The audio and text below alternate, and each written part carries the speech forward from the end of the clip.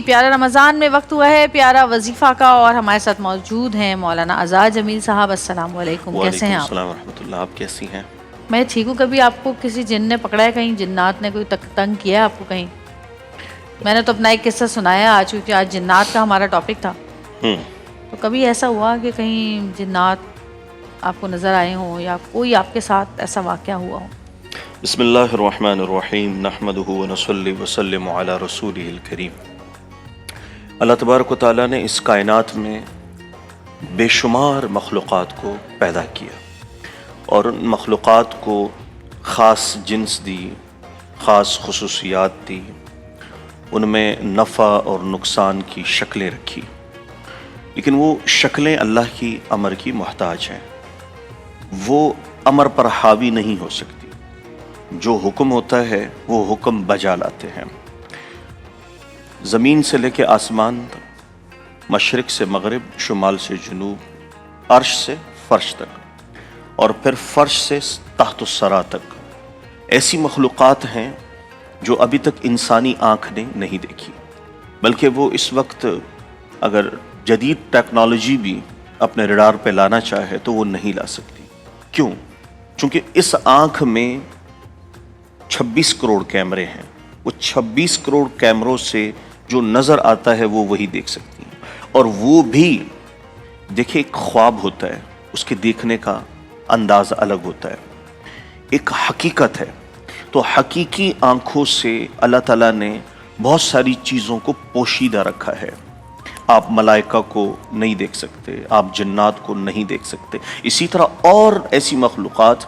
جبھی تو اللہ تعالیٰ فرماتے ہیں الحمدللہ رب العالمین، یعنی عالمین۔ اب جیسے کہ مشرق ہے تو بس ٹھیک ہو گیا تھا نا، رب المشرقین، رب المغربین، اب مشرق اور مغرب کا رب، اب اس سے بھی آگے رب المشارق والمغارب۔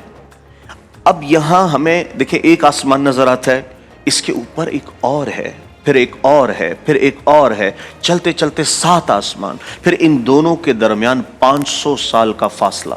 اسی طرح زمین، اسی طرح یہ جنوب اور شمال اور مشرق کو ملا کے اس میں جتنی مخلوقات ہیں، ان کے اندر جو بھی صفت ہے کسی بھی سطح کی، کسی بھی رنگ کی، کسی بھی شکل کی، وہ ان کی ذاتی نہیں ہے۔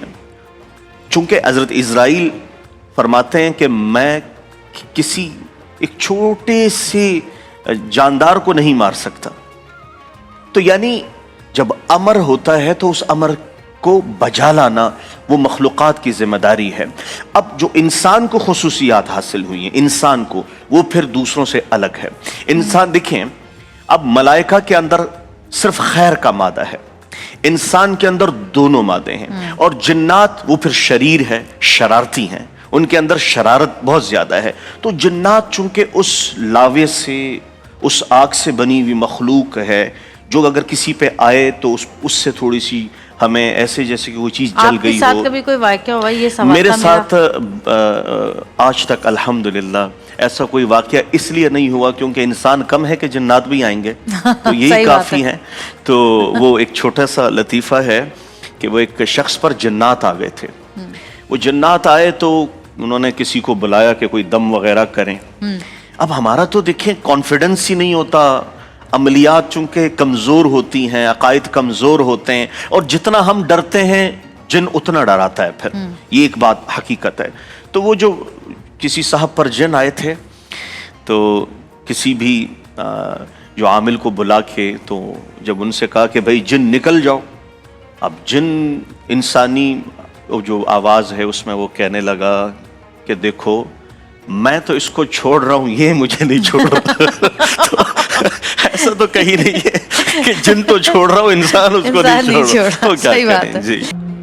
پیارا رمضان میں آپ کو ایک دفعہ پھر ہم خوش آمدید کہتے ہیں۔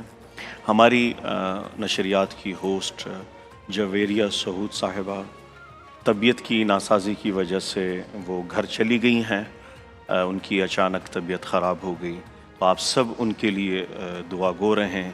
انہوں نے بہت خوبصورتی، بہت شائستگی کے ساتھ اس ٹرانسمیشن کو آج 12ویں روزے تک انہوں نے ہوسٹ کی ہے، اور آپ لوگوں نے بے حد ان کی ہوسٹنگ بھی پسند کی، اور ان کی کمی بھی یہ تھوڑی دیر ہمیں محسوس ہوئی ہے. جائے کہ آپ ہم چونکہ کچھ دن ہمارے اور بھی ہیں اس میں بھی ہم چاہیں گے کہ وہ اسی طرح اسی اپنے انداز سے اسی اپنی روایت سے اس ٹرانسمیشن کو آگے لے کے بڑھیں. تو ہمارے ساتھ موجود ہیں آپ کے پسندیدہ نعت خواں جو کسی تعارف کے محتاج نہیں, حافظ احمد رضا قادری صاحب.